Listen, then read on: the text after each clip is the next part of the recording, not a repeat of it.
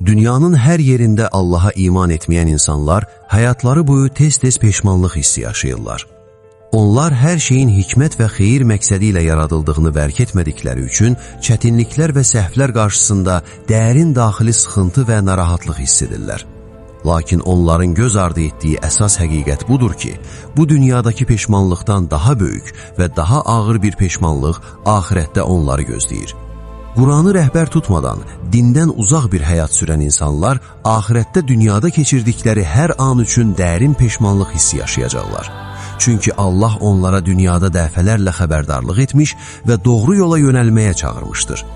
İnsanlara düşünmək və doğru yolu tapmaq üçün kifayət qədər zaman verilmişdir.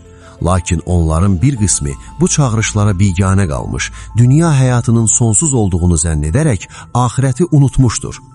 Ölüm gəlib çatdıqda və insan cəhənnəmlə qarşılaşdıqda isə artıq geri dönüş və düzəliş imkanı qalmayacaq.